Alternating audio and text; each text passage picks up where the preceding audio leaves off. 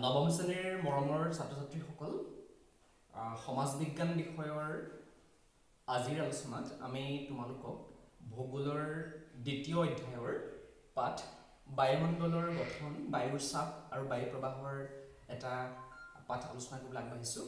আজিৰ পাঠৰ শিক্ষণীয় বিষয় হ'ল বায়ুমণ্ডলৰ পৰিচয় আৰু বায়ুমণ্ডলৰ গঠন। ছাত্ৰ ছাত্ৰীসকল যে এই বিশ্বব্ৰহ্মাণ্ডৰ যি পৰিৱেশ সৃষ্টি হৈছে সেই পৰিৱেশ সৃষ্টিৰ এটা অন্যতম আৰু অত্যাৱশ্যকীয় মণ্ডল হ'ল বায়ুমণ্ডল, যাৰ অবিহনে এই বিশ্বত এই পৃথিৱীত জীৱকুল আৰু উদ্ভিদৰ প্ৰজাতিসমূহৰ অস্তিত্ব আমি কেতিয়াও কল্পনা কৰিব নোৱাৰোঁ। তোমালোকে এই কথা জানা।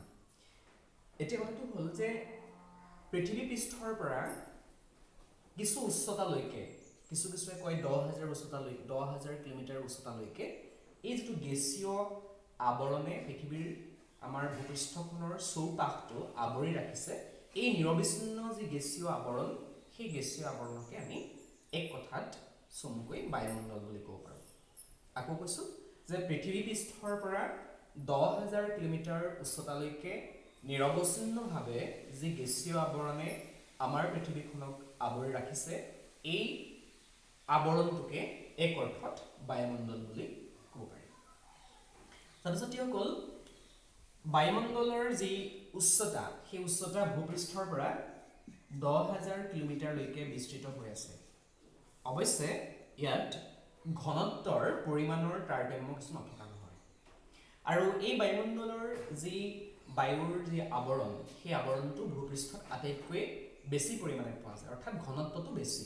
যিমানে উচ্চতা বাঢ়ি যায় সিমানে ঘনত্বৰ বা পৰিমাণ কমি যায়। আমি সেই সম্পৰ্কত কিছু আলোচনা পৰৱৰ্তী সময়ত কৰিম।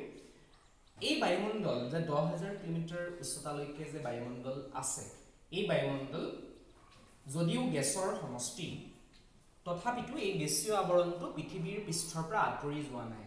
তোমালোকে অনুমান কৰিছা যে ইমান পাতল এই বায়ুমণ্ডলটো পৃথিৱী পৃষ্ঠৰ পৰা আঁতৰি নোযোৱাৰ মূল কাৰণটো হ'ল মধ্যাকৰ্ষণ শক্তি। তোমালোকে পাইছা এই মধ্যাকৰ্ষণ শক্তিৰ প্ৰভাৱতেই বায়ুমণ্ডল ভূপৃষ্ঠৰ গাতেই লাগি আছে আৰু তাৰ পৰা আঁতৰি যোৱা।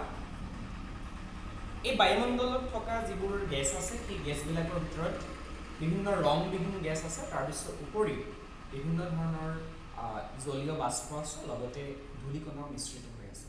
গতিকে বিভিন্ন গেছ, ৰংবিহীন গেছ, জলীয় বাষ্প, ধূলিকণাৰ মিশ্ৰিত যিটো আৱৰণ, সেই আৱৰণটোকে আচলতে এক অৰ্থত বায়ুমণ্ডল বুলি কোৱা হয়। মোৰ ছাত্ৰ ছাত্ৰীসকল, বায়ুমণ্ডলৰ এক চমু ধাৰণা লাভ কৰাৰ পিছত ইয়াৰনো কি গুৰুত্ব তোমালোকে উপলব্ধি নিশ্চয় কৰিব পাৰিছা। প্ৰথম কথা হ'ল যে এই বায়ুমণ্ডলৰ বাবে আমাৰ যিটো প্ৰাকৃতিক পৰিৱেশ, এই পৰিৱেশটো জীৱ আৰু উদ্ভিদকুলৰ বৰ্তি থকাৰ বাবে অনুকূল হৈ পৰিছে। বায়ুৰ আৱশ্যকীয় যিবিলাক গেছ, বিশেষকৈ অক্সিজেনৰ দৰে গেছসমূহ থকাৰ বাবেহে ইয়াত উদ্ভিদৰ বা জীৱৰ আচলতে জন্ম আৰু জীৱন নিৰ্বাহ সম্ভৱ হৈছে। ইয়াৰোপৰি আমাৰ যি বতৰ আৰু জলবায়ুৰ সৃষ্টি আৰু পৰিৱৰ্তন বায়ুমণ্ডলৰ ওপৰতেই নিৰ্ভৰ কৰে। আৰু বায়ুমণ্ডলৰ বাবেই আমাৰ পৃথিৱীত বৰষুণ হয়, আৰু বায়ুমণ্ডলৰ বাবেই আমাৰ পৃথিৱীত সকলো উদ্ভিদ প্ৰাণী জীয়াই থকাৰ এক পৰিৱেশ সৃষ্টি হৈছে।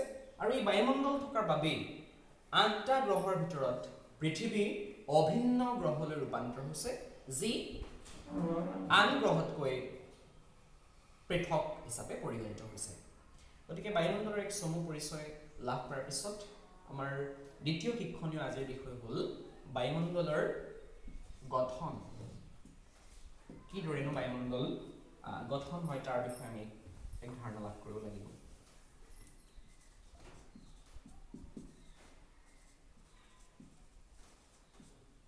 বায়ুমণ্ডলৰ গঠন। ছাত্ৰ ছাত্ৰীসকল, আমি ইতিমধ্যে ক'লোৱেই যে বায়ুমণ্ডল বিভিন্ন ৰংবিহীন গেছৰ উপৰিও বিভিন্ন ধূলিকণা আৰু জলীয় বাষ্পৰে গঠিত হৈছে। তথাপিতো ইয়াত বিভিন্ন গেছৰ কথা আমি ক'ব লাগিব। কিছুমান গেছ আছে গধুৰ গেছ আৰু কিছুমান গেছ আছে পাতল গেছ। চাওঁচোন আহা, আমি এখন চাৰ্ট লৈ লওঁ। বায়ুমণ্ডলৰ গঠন কিদৰে হৈছে সেই সম্পৰ্কত এই চাৰ্টখন চালে তোমালোকে ভালকৈ বুজি পাবা। এই চাৰ্টখনত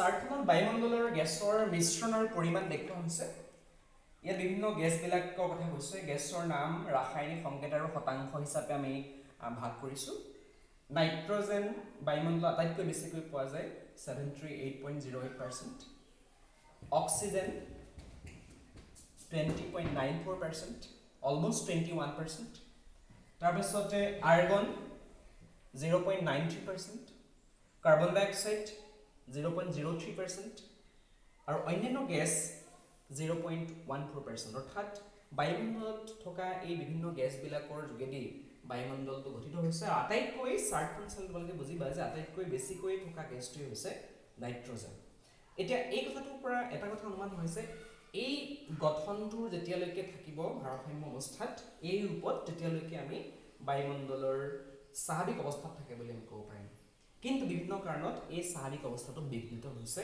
যাৰ বাবে পৰিৱেশৰ কিছু ক্ষতি হৈছে এই গেছবিলাকৰ ভিতৰত নাইট্ৰজেন এটা গধুৰ গেছ যি 80 পৰা 100 কিলোমিটাৰৰ ভিতৰত পোৱা যায় উচ্চতালৈকে পোৱা যায় তাৰ ওপৰত বা অক্সিজেনো গধুৰ গেছ নাইট্ৰজেন অক্সিজেন এনেকুৱা যিবিলাক গেছ আছে আৰ্গন কাৰ্বন ডাই অক্সাইড এই গেছবিলাক গধুৰ গেছ এইবিলাক 100 পৰা 80 পৰা 100 কিলোমিটাৰ উচ্চতাতহে পোৱা যায় কিন্তু বাকি যিবিলাক গেছ আছে পাতল কিছুমান গেছ আছে যেনে হিলিয়াম হিলিয়াম হওক বা হাইড্ৰজেন হওক এইবিলাক 100 কিলোমিটাৰ ওপৰতো আসলে 10000 কিলোমিটাৰলৈকে কম বেছি পৰিমাণে পোৱা যায় গতিকে ছাত্ৰ-ছাত্ৰীসকল আজিৰ এই আলোচনাৰ পৰা আমাৰ কেইবাটাও প্ৰশ্ন অৱতাৰণা হ'ব পাৰে প্ৰশ্নসমূহ তোমালোকে লিখি ল'বা প্ৰথম প্ৰশ্নটো হ'ব পাৰে যে